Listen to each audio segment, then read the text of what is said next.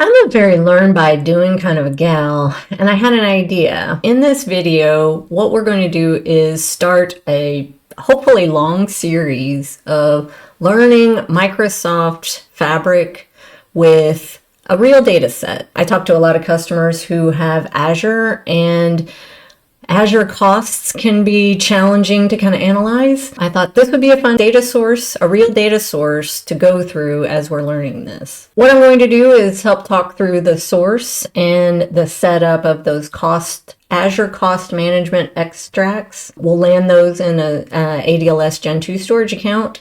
We'll also set up Fabric Lakehouse, and we'll create a quick shortcut to it in this video. There's a little bit of prep involved. If you're like me, you'll probably just continue onward and bump your head later.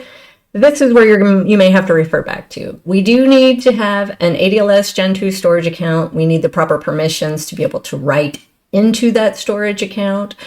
We're also going to need Fabric permissions. We're going to need even some tenant level settings. There's a previous video that I did where I talked through some of that, but if you bump your head later, come back. I'll put some links to further details below. Cool? All right. I am in my Azure foyer, and I am going to go to Cost Management, Billing, Cost Management. This is also an area, I have a decent level of access in my Azure subscriptions. So if you don't see this, could be a rights thing. Here I am in exports, and you can change the scope if you need to analyze kind of more. I'm doing one subscription.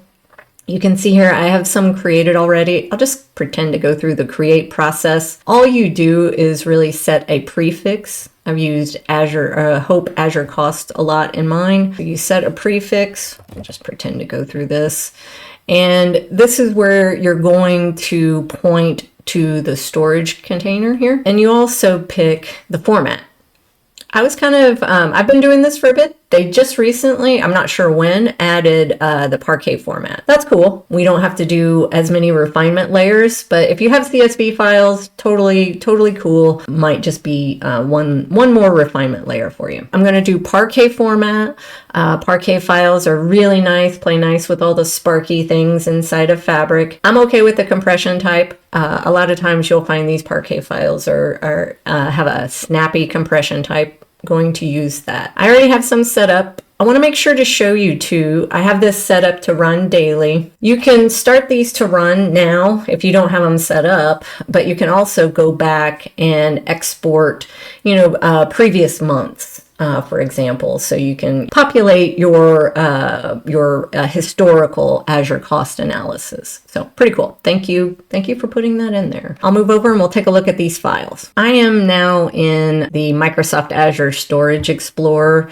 Just a client. If you're not familiar, it's just kind of a tool that makes it more file based, looking at different storage accounts. I'm going to focus more in the demos on the cost, the actual cost. It has a traditional kind of structure layout for the files, the year, month, day. That's helpful to weed out files you don't need kind of on read. But you can see here, this is my Parquet file that is now exported out to my storage account. Now we have our data source set. I am now inside my Hope admin Fabric enabled workspace. What I'm going to do is do new item.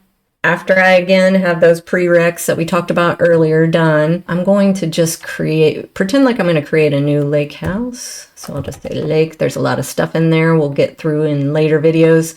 You just create a lake house by saying, hey, create lake house, and give it a name. You can pick whether you want to do lake house schemas. You don't have to. For the lake house creation, we just give it a name. I'm going to go into an existing lake house here. I'm opening up my lake house.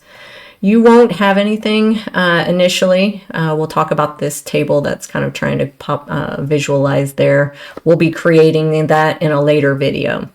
But you can see here, this is the mythical One Lake. This is all it is. It's kind of the easy button, intended to be the easy button for data lake storage. I have a raw just folder here, and this is Azure Cost. So what this is, you can see the icon is a bit different.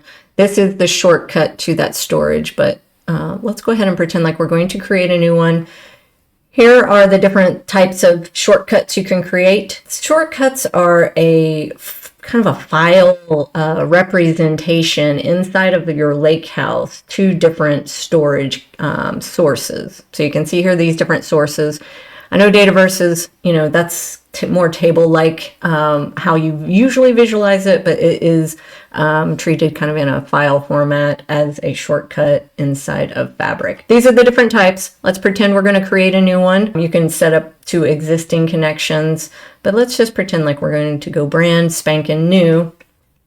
You need to point it to your storage account will have a DFS endpoint. Just make sure to note that. And there are different authentication types you can have here. Make sure to understand when you set this up, we are opening the doors. This is a delegated permission. I'm going to use organizational account authentication. It's going to allow and open that door through that authentication to the storage account. Anybody who has access, you can definitely lock down the Lakehouse in a lot of different onion layered ways, but you need to understand that when you have access to a Lakehouse and you create a shortcut, it's intended to be that, hey, I'm allowing you guys to use this storage that I'm connecting you into this different path. I have access to my Lakehouse, so I can come in here and you can see, we can see and work with and visualize this data now within our Fabric Lakehouse. Let's go back down to that snappy parquet file, and you can see it actually is actually kind of giving me a table representation of that data. All right, so we set up our Azure storage extracts that we're going to use that data source in so many other videos that I have planned. Very excited to be kind of helping Microsoft eat its own dog food a little bit in a data standpoint. It'll be fun. I hope it'll be helpful. Please give me those dopamine hits and the thumbs up if this is helpful and you like this approach. I'm excited to kind of keep working with this data source and show folks how they can work with their Fabric technology with a real data source. I really appreciate you sticking with me to the end. Thank you for the time. Thank you. And let me know in the comments below if this is helpful and you enjoy what we're going to do here. So thanks.